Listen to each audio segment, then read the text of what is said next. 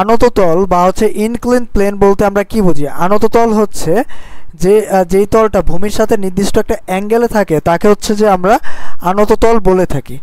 এখন আনত তলে যদি কোনো একটা অবজেক্টকে রাখা হয়, যদি আমি এখানে একটা অবজেক্টকে রাখি যে আনত তলের উপরে, তাহলে এই অবজেক্টটা যে আকর্ষণ বল অনুভব করে ভূমির প্রতি, অর্থাৎ অভিকর্ষজ বল যে অ্যাপ্লাই হয় এই অবজেক্টটার উপরে, এটা দুইটা উপাংশে বিভক্ত হয়ে যাবে এই আনত তলে অবজেক্টটা থাকার কারণে। এখন আনত তলে অবজেক্টটা থাকার কারণে যে উপাংশে বিভক্ত হয়ে যাবে F বলটা, এই উপাংশ বলটা বলতে আমরা কি বুঝি?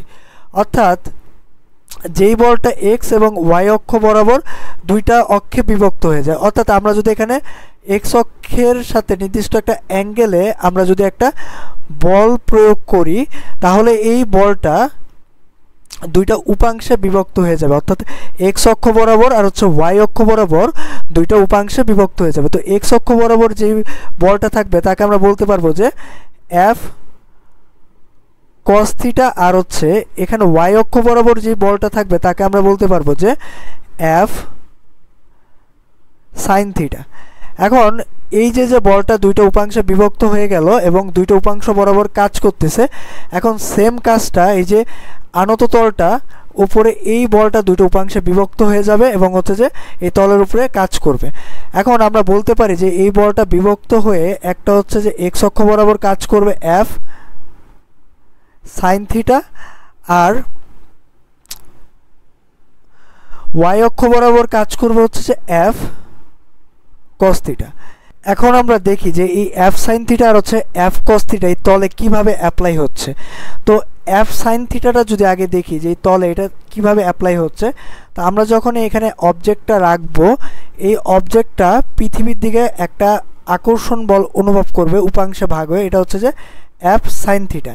এই বলটা সবসময় নিচের দিকেই কাজ করবে ন্যাচারালি। এখন এখানে যদি কোনো ঘর্ষণ বল না থাকে, তাহলে এক্স অক্ষ বরাবর অর্থাৎ এই তল বরাবর এই অবজেক্টটা নিচে নেমে আসবে, তো এই এফ সাইন থিটা বলের কারণে। আর যদি এখানে একটা ঘর্ষণ বল থাকে, ঘর্ষণ বল বলতে বোঝানো হচ্ছে এই অবজেক্টটা যেদিকে হাইট ট্রাভেল করবে, অর্থাৎ যেদিকে ডিস্টেন্স ট্রাভেল করবে তার বিপরীত দিকে ঘর্ষণ বলটা সবসময় কাজ করবে যদি এই তলে একটা ঘর্ষণ বল থাকে। তো এখন আমি বললাম যে এইটা তো ন্যাচারালি একটা এফ সাইন থিটা বল নিচের দিকে কাজ করতেছে উপাংশ বলের কারণে। এখন আমি বললাম যে এফ নেট বল নিচের দিকে, অর্থাৎ এই বস্তুটা নিচের দিকে একটা হাইট বা ডিস্টেন্স ট্রাভেল করতেছে। তো আমরা এখানে বলতে পারি যে নেট বলটা কি কাজ করবে, যে এফ নেট ইকুয়ালস টু আমরা লিখতে পারবো যে এফ সাইন থিটা মাইনাস হচ্ছে এফকে। আর এখানে যদি আরেকটা ঘটনা ঘটে, যদি আমরা বলি এই অবজেক্টটা কে আমি একটা উপরের দিকে বল প্রয়োগ করতেছি এবং অবজেক্টটা উপরের দিকে হাইট বা ডিস্টেন্স ট্রাভেল করতেছে নেট বলের কারণে, যেখানে এফ সাইন থিটা তো সবসময় নিচের দিকেই কাজ করবে, আর হচ্ছে এই তলে একটা ঘর্ষণ বল আছে।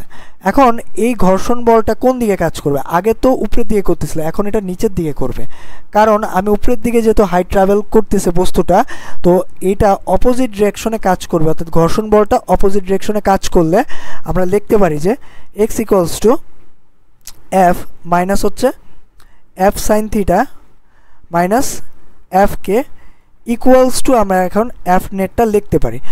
আর আরেকটা ক্ষেত্রে আমরা আরেকটা ক্রাইটেরিয়া দেখতে পারি যে এই অবজেক্টটা কখন এখানে এই তলটার উপর স্থির অবস্থায় থাকবে, অর্থাৎ নিচের দিকে মুভ করবে না, কিন্তু নিচের দিকে তো একটা বল অ্যাপ্লাই হচ্ছে এফ সাইন থিটা সবসময়। এখন যদি এই তলটা একটা ঘর্ষণ বল থাকে এবং এই ঘর্ষণ বলটা যদি এই এফ সাইন থিটা অর্থাৎ নিচে প্রযুক্ত বলের সমান হয়ে যায় কোনোভাবে, তাহলে হচ্ছে যে এটা এই তলের উপরে স্থির অবস্থায় থাকবে। তো এই এফ সাইন থিটা অর্থাৎ এই উপাংশটার এই ক্রাইটেরিয়াগুলো আমরা দেখতে পারি, আপাতত আমাদের আর প্রয়োজন হবে না।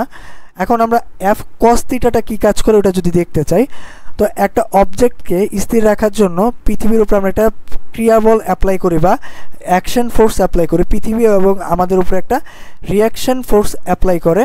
তো এই যে বল দুইটা যদি সমান হয়, আমাদের ক্রিয়াবল আর ওই পৃথিবী আমাদের উপরে যেই প্রতিক্রিয়া বল অ্যাপ্লাই করতেছে, এই বল দুইটা যদি সমান হয়, তাহলে এই পৃথিবীর উপরে যে কোনো একটা অবজেক্ট মানে স্টেবল থাকতে পারে, অর্থাৎ জাম্প করে না।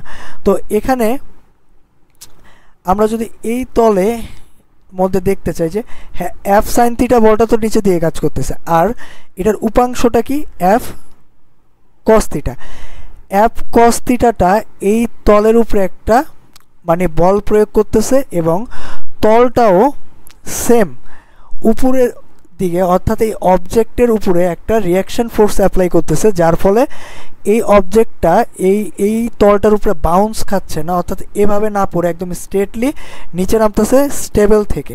তো যদি r equals to f cos theta হয় তাহলেই এই অবজেক্টটা মানে কি বলা যায় যে স্টেবল থাকবে এই তলটার উপরে, অর্থাৎ কোনো মানে হচ্ছে যে জাম্প করবে না, একদম স্মুথলি নিচে পড়বে বা স্মুথলি উপরের দিকে উঠবে। তো আমরা বলতে পারি যে এখানে r equals to f cos theta হলে, অর্থাৎ ক্রিয়া প্রতিক্রিয়া বল হলেই এই অবজেক্টটা এখানে স্টেবল থাকবে, আর এই এফ কস থিটা বলটা এখানে এই অবজেক্টটাকে এই তলটার উপরে স্টেবল রাখার জন্য কাজ করতেছে।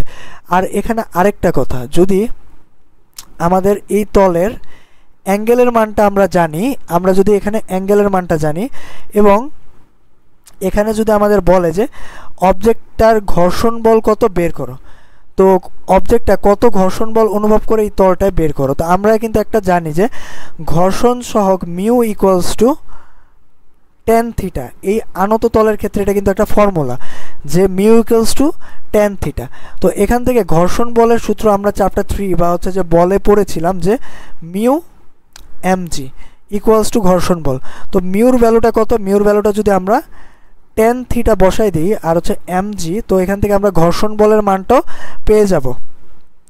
এখন আরেকটা কথা, যদি আমার এখানে কোয়েশ্চেনে ঘর্ষণ বল দেওয়া থাকে কোনোভাবে যে এই তল বরাবর এই অবজেক্টটা এত ঘর্ষণ বল অনুভব করতেছে, ঘর্ষণ বল যদি দেওয়া থাকে তো আমরা কিন্তু একটা কাজ করতে পারবো, ঘর্ষণ বল ইকুয়ালস টু মিউ এমজি।